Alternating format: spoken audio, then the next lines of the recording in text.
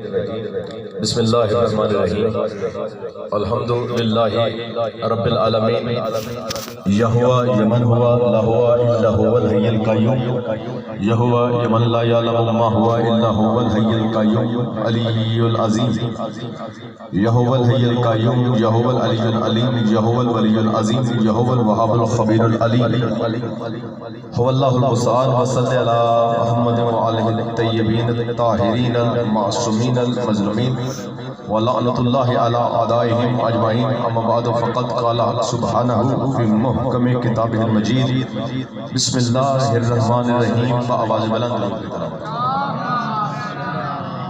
یا رب محمد وآل محمد صلی اللہ محمد وآل محمد وعجل فرج آل محمد یا رب محمد وآل محمد صلی اللہ محمد وآل محمد وعجل فرج آل محمد یا رب محمد وآل محمد صلی اللہ محمد وآل محمد وعجل فرج آل محمد رحم الرحمین مالک الخالق محمد وآل محمد کی عزت و عظمت کے صدقے میں ہماری سب سے اہم اور سب سے بڑی دعا حجت خدا ولی خدا کا جل ظہور ہمیں حقیقی محمد وآل محمد کی معرفت عطا فرما جو بھی یہاں آئے ہیں یہاں سے کوئی بھی خالی ہاتھ نہ جائے شہزادی ہر ایک کی دعائیں امیدیں جو بھی دل میں رکھتے ہیں پوری کر کے یہاں سے دعاؤں کی قبولیت کے لیے باواز اور جو ہے میرا محترم سامنے میرے محترم سامعین گرامی قدر میں نے قرآن مجید کی ایک اتنی اہم آیت پڑھنے کا شرف حاصل کیا ہے جس آیت کا کے بغیر ذات جلی کا بھی گزارا نہیں بسم اللہ الرحمن الرحیم اللہ نے ہر صورت کا جسے صحرا بنایا ہے اسے بسم اللہ کہتے ہیں وہ جو ہے میرے محترم سامعین گرامی قدر بسم اللہ کیا ہے معصوم نے فرمایا کوئی کام کرو ابتدا اس کی بسم اللہ سے کرو مولا علی کے پاس سید آدھے مولا علی کے سامنے مولا علی کے صحابی کرسی پر بیٹھنے لگا اچانک وہ گر پڑا اس کا ماتھا زخمی ہو گیا اس کی گردن زخمی ہو گئی تو اس شخص نے کہا مولا میں نے کون سا ایسا جرم کیا ہے کہ جس کی مجھے سزا ملی ہے فرمایا بیٹھنے سے پہلے تو بسم اللہ پڑھتا تو کبھی نہ گر بولو یار اب میرے محترم سامعین گرامی قدر بسم اللہ کے بارے میں مولا علی سے پوچھا گیا صحابی کا نام عبداللہ ابن عباس اس نے کہا یا علی سرکار بسم اللہ کے بارے میں بتائیے اب پڑھنا میرا کام ہے سمجھنا آپ کا کام ہے میں نے بالکل مختصر پڑھنا ہے اور ایک جملہ ضائع نہیں کرنے دینا ہے پوری توجہ میری طرف آپ کی رہی جناب عبداللہ ابن عباس نے کہا یا علی بسم اللہ کی فضیلت بیان کیجئے تو علی بادشاہ نے تفسیر بسم اللہ بیان کی ابھی بیان کر ہی رہے تھے سورج طلوع ہو گیا فرمایا رات تھوڑی ہے فضائل بسم اللہ زیادہ ہے پھر فرمایا اگر علی ابن ابی طالب بسم اللہ کی تفسیر کرے تو اتنا وزن ہو جائے کہ 70 اونٹ وزن نہ اٹھا سکے بولو یار محترم پھر فرمایا کہ علی ابن ابی طالب بسم اللہ کی تفسیر کرے تو پہلے دن سے لے کر قیامت کا دن آ جائے مگر علی کی زبانی بسم اللہ کی تاریخ ختم نہیں ہو سکتی بولو یار میرے محترم معصوم سے پوچھا گیا میرے محترم میں یہاں تقریر کروں مجھے ٹائم مختصر ملا ہے میں تقریر کروں گھنٹہ 2 گھنٹے پڑھ دوں تو کہیں کہ اچھا خطیب نہیں اعلیٰ خطیب نہیں کہ گھنٹوں پڑھ دیا موضوع کو اتنا پھیلا لیا گفتگو کو اچھے انداز سے بیان نہ کر سکا ہونا تو یہ چاہیے کہ سمندر کو کوزے میں بند کر دیا جائے بولو یار سمندر کو کوزے میں بند کر دیا جائے اب مولا علی سے پوچھا گیا مولا اب مولا علی جیسا خطیب جو خطیب ممبر سلونی ہے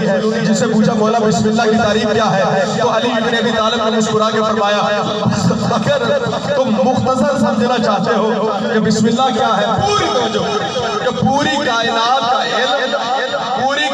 کا علم قرآن میں ہے قرآن کا علم یاسین میں ہے یاسین کا علم سورہ فاتحہ میں ہے فاتحہ کا علم بسم اللہ میں ہے بسم اللہ کا علم بے میں ہے اور بے کا علم بے کے نیچے والے نقطے میں ہے علی نے سینے پر ہاتھ مار کے فرمایا انا نقطہ تحت الباء وہ کوئی اور نہیں ہے میرے کرار علی ابن ابی طالب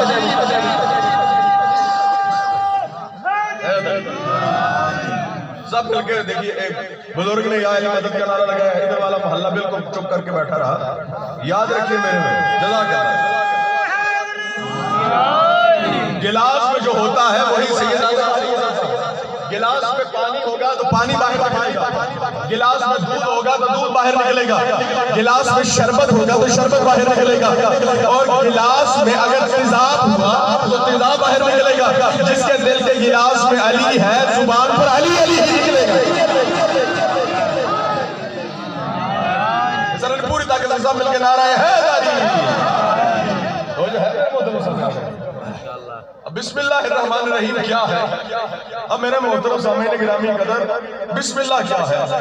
اگر انسان اس بسم اللہ کو سمجھ جائے تو نہ 72 فرقے بنے، نہ کچھ سنی شیعہ کا جھگڑا ہو، نہ دیوبند چکڑالوی مکڑالوی ہو.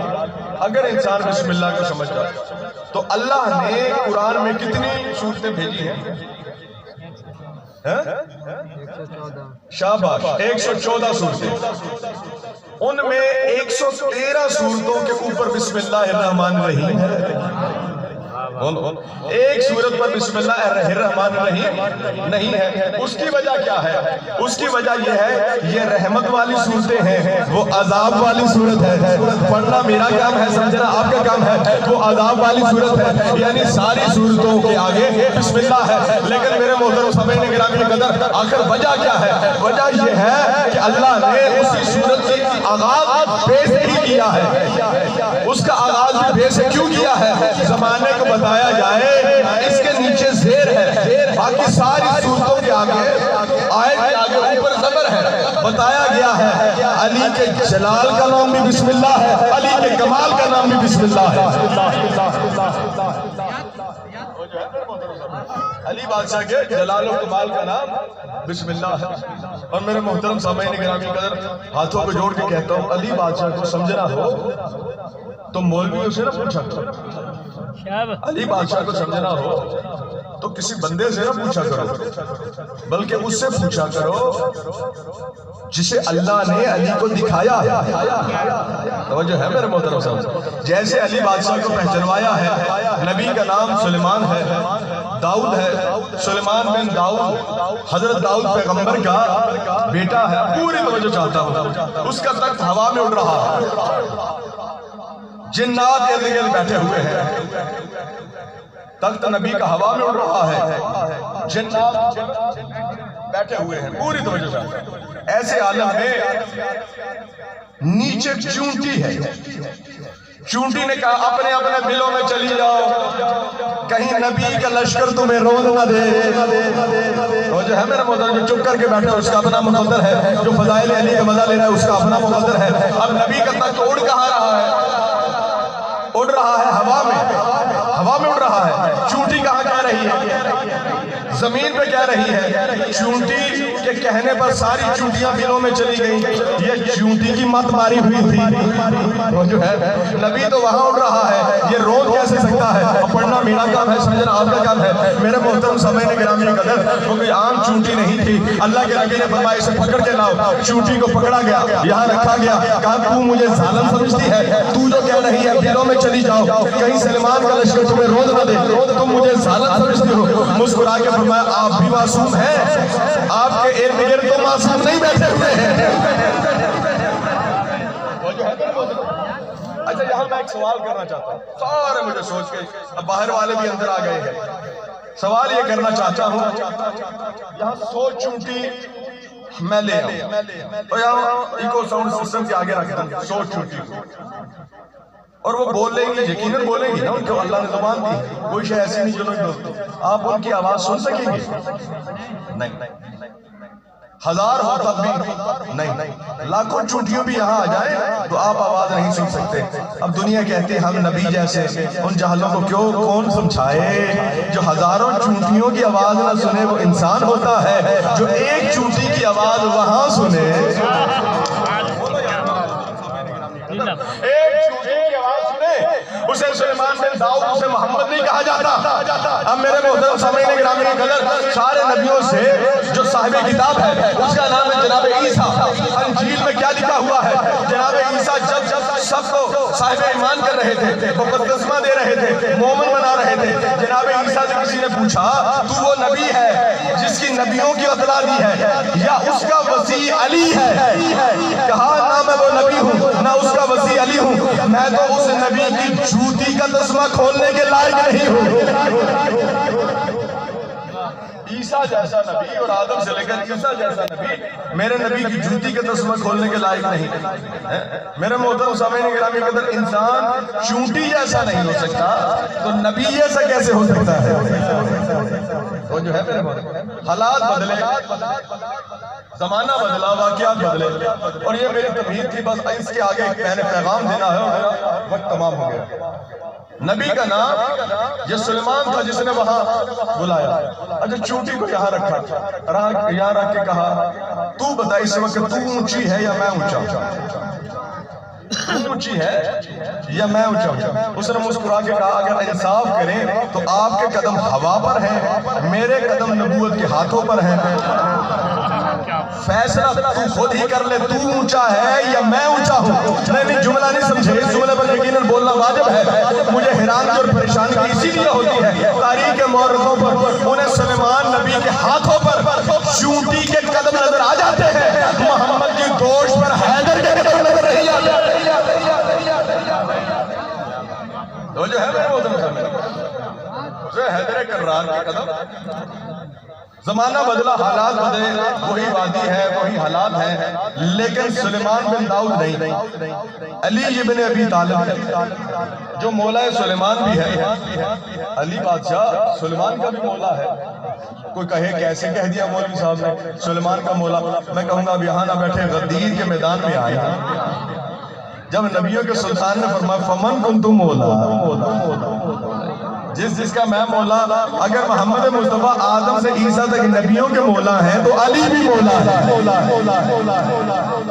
میرے محترم سامعین گرامی قدر، ایک چونٹی کہہ رہی ہے جلدی جلدی اپنے بلوں سے نکلو، علی بادشاہ سوادی میں ہے، جلدی جلدی بلوں سے نکلو، آج وہ آ گیا جس کا چہرہ دیکھنا اللہ کی بڑی عبادت ہے، پڑھنا میرا کام ہے، سمجھنا آپ کا کام ہے۔ سلیمان نے کہا یا علی پاک ہے وہ ذات جو ان کی تعداد بھی جانتی ہے۔ علی نے سینے پر ہاتھ مار کے کہا مجھے یہ بھی پتا ہے ان میں نار کتنے ہیں، ان میں مادہ کتنے ہیں، ان میں بھوکے کتنے ہیں، ان میں سیر کتنے ہیں، ان میں مشرق کتنے جا رہے ہیں، ان میں مغرب کتنے جا رہے ہیں، ان میں اعلیٰ کتنے ہیں، ان میں ادنا کتنے ہیں، ان میں مجھے علی ابن ابی طالب کو یہ بھی پتا ہے کس کس کے دل میں علی کی ولایت ہے، کس کس کے دل میں علی کی ولایت نہیں، علی کو سب کا پتا ہے۔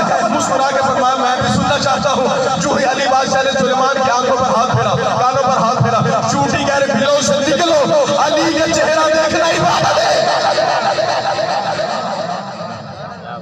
اچھا سارے سوچ کے فیصلہ کریں، چونٹی کے سمجھ میں آ گیا علی علی کرنا، علی کا چہرہ دیکھنا عبادت ہے۔ انسان کی اگر سمجھ میں نہیں آیا تو انسان کو اس چونٹی سے بھی کیا گزرا۔ توجہ ہے میرے محترم، آخری جملہ ہے وہ ایک دفعہ درود کی تلاوت۔ سید زادہ ایک پیغام دے رہا تھا، میں بھی اس کی وضاحت کر کے بس میری گفتگو تمام، میرا آنے کا مقصد تمام ہو جائے گا اگر یہ میں پڑھ گیا تو۔ میرے محترم سامعین گرامی قدر، میں نے ذکر کس کا کیا ہے؟ امام اول، پہلے امام کا، ولایت اول کا۔ میرے محترم اب زمانہ کس کا ہے؟ ماشاءاللہ امام زمانہ، جس کے بارے میں معصوم نے فرمایا من مات ولم یعرف امام زمانہ مات میتۃ جاہلیہ، جو شخص اپنے امام زمانہ کی معرفت کے بغیر مر گیا وہ جہالت کی موت نہیں مرا۔ پڑھے لکھے افراد میرے سامنے بیٹھے ہیں، وہ جہالت کی موت نہیں مرا بلکہ جاہلیت کی موت مرا۔ جہالت اور ہے، جہلیت اور ہے۔ جہالت کیا ہے؟ مثلا میرا نام ندیم عباس ویسم ہے، اب آپ مجھے جاننے لگے مولا کے ذکر کے صدقے میں یہاں ایک محفل میں آؤں اور اب مجھے رخ پھیر لیں، اسے کہتے ہیں جہلیت، کہ جان بوجھ کے چھوڑ دیا۔ امام کو چھوڑنا جہالت نہیں، جہلیت ہوتا ہے۔ اب ہمارا سب سے بڑا یہ تقاضا یہ ہے کہ امام کے بارے میں دعا کی جائے، ان کے دیکھیں نا، اگر آپ کے گھر کا بندہ باہر چلا جائے، اب تڑپتے رہتے ہیں کب آئے گا، خدا خیر کرے، خدا سلامتی کرے، خدا کی قسم جس کی وجہ سے کائنات سلامت ہے اسے امام زمانہ کہتے ہیں۔ اب یہ جملہ آپ کے لیے ہے، بہت آپ پڑھے لکھے افراد بیٹھے، میرے محترم سامعین گرامی قدر، امام کسے کہتے ہیں؟ ہمارے بہت بڑے مجتہد حمدانی، علامہ حمدانی گزرے ہیں، علامہ حمدانی نے ایک خوبصورت جملہ کہا، انہوں نے کہا کہ میرے رشتہ دار وہاں نجف اشرف میں مجھ سے ملنے کے لیے آئے، تو انہوں نے کہا کربلا محلہ میں ہم نے زیارتیں کرنی ہیں، تو میرا چھوٹا سا بیٹا تھا، چھوٹا سا، میں نے کہا جاؤ مولا حسین کی زیارتیں کروا کے لاؤ۔ وہ میرا بیٹا کبھی مولا عباس کے حرم پر گیا، کبھی مولا حسین کے، رش اتنا تھا بچہ گم ہو گیا، بچہ گم ہو گیا۔ پہلے تو رشتہ دار تلاش کرتے رہے، پھر مجھے آگے بتایا، میں کبھی مولا عباس کے حرم میں گیا، کبھی مولا حسین کے حرم میں گیا، کبھی ادھر دوڑا، کبھی ادھر دوڑا، کبھی ادھر دوڑا، مجھے میرا بیٹا نہیں مل رہا تھا۔ آخرکار مولا کو تڑپ تڑپ کے رونا شروع کر دیا، مولا مجھے میرا بیٹا نظر نہیں آیا۔ مولا کی ذریعے سے آواز ہے، تجھے اپنے بیٹے کی تو اتنی تڑپ ہے، میرا بیٹا بھی تو 14 صدیوں سے گم ہو گیا ہے، کبھی میرے بیٹے کے بارے میں تو نے سوچا؟ خدا کی قسم اس وقت دشمنی کیا چل رہی ہے، وہ آخری پیغام اور میرے آنے کا مقصد پورا، دشمنی کیا چل رہی ہے؟ خدا کی قسم، عزت حیدر کرار کی قسم، منبر کی قسم، دشمنی یہ چل رہی ہے کہ امام کو ڈھونڈا جائے اور امام کو ختم کر دیا جائے، جیسے کہ پہلے 11 اماموں کو ختم کیا گیا، یہودی لابی، امریکن، حتیٰ کہ ہر ملک، سعودیہ، سب کی کوشش ہے کہ وہ آئے اور مل جائے۔ وجہ کیا ہے؟ شیطان، امام زمانہ کا ظہور شیطان کی موت ہے، امام کا ظہور شیطان کی موت ہے۔ شیطان کہتا ہے نعوذ باللہ وہ ختم ہو جائے اور میں ہمیشہ زندہ رہوں، اور یہی میرا پیغام ہے۔ میرے اور آپ کے 11ویں شہنشاہ نے فرمایا، میرے اور آپ کے 11ویں امام نے فرمایا کہ میرے شیعوں، میرے لال کی غیبت بہت طولانی ہے، ہر شخص گمراہ ہو جائے گا، فقط وہی بچے گا جو امام کی ولایت پر ثابت قدم رہا ہو اور امام کے لیے دعا کرتا رہا۔ 24 گھنٹے آپ کو ملتے ہیں، دن رات میں کون دیتا ہے؟ کوئی اور نہیں دیتا، امام دیتا ہے، جس کے اشارے سے سورج نکلتا ہے، جس کے اشارے سے رات ہوتی ہے، جس کے اشارے سے کائنات اس وقت قائم و دائم ہے، وہ کون ہے؟ امام ہے۔ اصول کافی میں بھائی جان، اصول کافی میں میرے اور آپ کے 5ویں امام فرماتے ہیں اگر ایک لمحے کے لیے بھی حجت نہ ہو، آسمان زمین پر گر پڑے، زمین ساکنین کو نکل جائے، جس کی وجہ سے کائنات باقی ہے وہ امام زمانہ ہے۔ بولو یار میرے محترم صاحب، اب ہمارا اور آپ کا کیا کام ہے؟ ہم 24 گھنٹے جانوروں کے کام، ذمہ داری کے کام، روزی روٹی کے کام، سارے کاموں میں لگے رہتے ہیں، یعنی اپنے بناؤ سنگار، ادھر کام، ادھر کاروبار، ادھر۔ 24 گھنٹوں میں آپ نے 15 منٹ امام کو دیے ہیں؟ کبھی سوچا ہے کہ مسلح پر بیٹھ کے یہ کہیں اللہم اجل ولی الغفر، اللہم اجل ولی، اے اللہ میرا امام آ جائے، میرا امام آ جائے۔ وہ آخری بات اور میری گفتگو تمام۔ میرے محترم سامعین گرامی قدر، 11ویں امام کے زمانے میں درود پڑھے حکومت کس کی تھی؟ حکومت تھی معتصم باللہ کی، حکومت تھی معتصم باللہ کی۔ آخری جملہ ہے فضائل کا، پوری طرح یہ بہت بڑا پیغام ہے۔ جیسے کہ اموی حکمرانوں اور عباسی حکمرانوں نے کوشش کی کہ اماموں کو ختم کیا جائے، 2 ہی کام انہوں نے کیے ہیں، اماموں کو یا قتل کیا ہے یا قید خانوں میں چھپایا ہے۔ اب قید خانوں میں چھپانے کی وجہ کیا ہے؟ زمانے سے کردار امام چھپا رہے، کردار امام چھپا رہے، امام کا چہرہ اگر ظاہر ہوتا تھا تو سورج سے زیادہ روشن ہوتا تھا۔ اب میرے محترم سامعین گرامی قدر پتہ چلا معتصم باللہ ملون نے کہا کہ پتہ چلا ہے مخبروں کے ذریعے 12واں امام اس دنیا میں پیدا ہو چکا، پیدا ہونے کی ڈیٹ کیا ہے؟ تاریخ کیا ہے؟ 255 ہجری، کیا؟ اور غیبت کیا ہے؟ 10 شوال، توجہ ہے میرے محترم، یہ امام کی ظاہر اور غیبت ہے۔ اب چلتے چلتے اس نے بندے بھیجے امام حسن عسکری کے پاس کہ امام کو لایا جائے دربار میں اور قتل کر دیا جائے تاکہ ہماری حکومت باقی رہے۔ اب میرے محترم سامعین گرامی قدر امام کے پاس آئے، امام سے ایک ہی جملہ کہا، کیا آپ کا وہ بیٹا جو آپ کی دستار کا مالک ہے دنیا میں آ گیا ہے؟ دنیا میں آ گیا۔ اب امام تو جھوٹ بول نہیں سکتے، جو جھوٹ بولے وہ امام کیسا ہو سکتا ہے؟ جس کے لیے اللہ صادقین کی سچائی کی گواہی دے رہا ہے وہی تو امام ہوتا ہے۔ اب میرے محترم مسکرا کے میرے مولا نے فرمایا ہاں امام آ گئے ہیں۔ فرمایا بادشاہ وقت نے کہا ہم بھی زیارت کرنا چاہتے ہیں۔ میرے مولا کے ایک نوکر تھا جس کا نام یعقوب تھا، یعقوب سے کہا جلدی سے سرداب سے یہ تہہ خانے میں امام کو رکھا ہوا تھا، امام کو لے کے آؤ، امام کو اٹھا کے لاؤ۔ اب یعقوب نے کیا کیا؟ پوری توجہ چاہتا ہوں۔ پہلے تو دل میں کہا یہ مولا امر کیا دے رہے ہیں، مولا امر کیا دے رہے ہیں، یعنی فوراً کہا مولا وہ تو وہاں نہیں ہے۔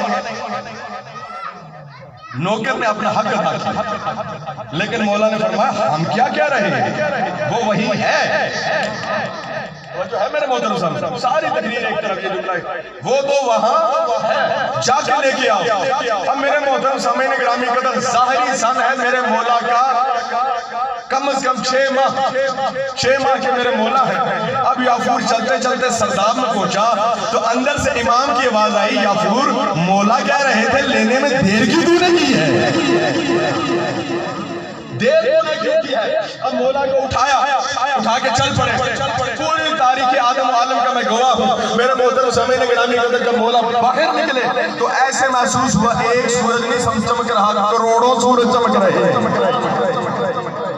کروڑوں سورج جمع غفیر، لاکھوں بندے دیکھنے والے ہیں نور امام کو۔ چلتے چلتے معتصم کے جوہری دربار میں پہنچے۔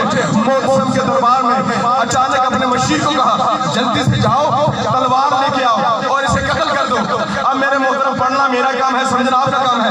جلاد تلوار نکالتا ہے، تلوار نکلتی نہیں ہے، تلوار نکالتا ہے، تلوار نکلتی نہیں ہے۔ ادھر والے جلاد آؤ، ان کی بھی تلوار نہیں نکلی، ادھر والے آؤ وہ بھی نہیں نکلی۔ جلدی سے شاید بنی ہاشم کا یہاں جادو ہو گیا ہے، تم انہیں چھوڑو، جو خزانے میں تلواریں اور خنجر پڑے ہیں وہ لے کے آؤ۔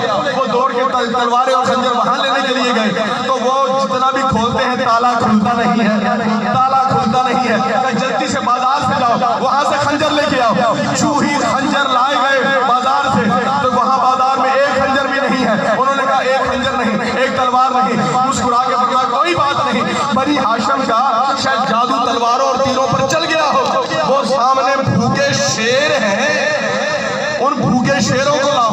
جب بھوکے شیروں کو لایا گیا، 3 بھوکے شیر تھے، کہا مولا کو ان کی طرف پھینکو۔ پوری توجہ چاہتا ہوں، جو ہی مولا کو پھینکا گیا، جو ہی مولا اوپر جا رہے تھے، پوری توجہ چاہتا ہوں، شیروں نے ایسے پکڑا قرآن جیسے قاری قرآن کو پکڑا کرتا ہے۔ بولو یار میرے محترم، مولا نے کہا آخر مولا شیر نے پکڑا ہوا ہے، وہ بوڑھا شیر تھا، 2 جوان تھے، کہ مولا فیصلہ بعد میں کرنا، پہلا ہمارا فیصلہ کرنا، میرے حصے کا گوشت بھی یہ دونوں کھا جاتے ہیں، میں بوڑھا ہوں، مجھ پہ کرم کیجئے، آپ مشکل کشائی کائنات ہیں۔ مسکرا کے اشارہ کیا، اسے جوان کر دیا، انہیں بوڑھا کر دیا۔ تو جو ہے میرے محترم صاحب، وہ جب شیر جوان ہوا کا مولا امر دیجئے بادشاہ کو نکل جاؤں، تو جو ہے بادشاہ کو نکل جاؤں۔ اب میرے محترم سامعین گرامی قدر، میرے مولا نے فرمایا چھوڑ دے، وقت آخر تک ان کا جو انجام ہے اللہ نے رکھا ہوا ہے۔ تو میرے محترم سامعین گرامی قدر، زیارت نہیہ میں وہی تیرا امام خون رو رہا ہے۔ بس آنے کا مقصد پورا ہو گیا میرا، وہ خون رو رہا ہے۔ عزاداران مظلوم کربلا کبھی لٹی چادروں پر روتا ہے، کبھی زخمی سینوں کو روتا ہے، کبھی قاسم کے ٹکڑوں کو روتا ہے، کبھی اونو محمد کے لاشے کو روتا ہے، کبھی جلے ہوئے خیموں کو روتا ہے۔ عزاداران مظلوم کربلا کبھی پھوپھیوں کی چادروں کو روتا ہے۔ مولا سجاد 40 سال خون روئے، تیرا امام جب تک ظہور نہیں کرے گا خون روتا رہے گا۔ مولا کا نوکر تھا ابن منذر مدائنی، جب وہ میدان سے لوٹا ہے نا تو کہا مولا کو پرسہ دے کے آؤں. ایک پرنالے سے گزر رہا تھا، پرنالے سے خون کے قطرے آئے، اس کے کپڑوں پر پڑ گئے. نمازی آدمی تھا ابن منذر. کہتے مدینے والے لوگ کیسے ہیں، اپنے جانور چھتوں پر ذبح کرتے ہیں. میرا اور آپ کا پانچواں امام آیا، اس کے کپڑوں کو چھٹ کے کہتا ہے ابن منذر تیرے کپڑے تو نماز کے قابل ہی آج ہوئے ہیں. یہ کسی جانور کا لہو نہیں، سجاد کی آنکھوں کا لہو ہے. ہاتھوں کو جوڑ کے کہتا مولا ایک لمحے کے لیے امام کے پاس لے جائیے. حضرت رانے مظلوم کربلا مولا کے پاس لے گیا. مولا رویا نہ کیجیے، رویا نہ کیجیے. مولا نے فرمایا تو نے انصاف نہیں کیا. کہا مولا کیا؟ مولا نے فرمایا ایک مسئلہ بتا. ایک غیرت مند بندہ جا رہا ہو، اس کی ماں اس کے ساتھ جا رہی ہو، اور ایک ایسے ماحول سے گزرے جو بدماشوں کا ماحول ہو. جزاک اللہ. حضرت مظلوم کربلا اور اتنا جملہ کہنا تھا پھر کیا ہوگا کہ غیرت مند مر جائے گا. فرمایا مجھ سے بڑا غیرت مند دکھا، میری پھوپھی سے بڑی پردے دار دکھا. حق کو کربلا میں مر گیا.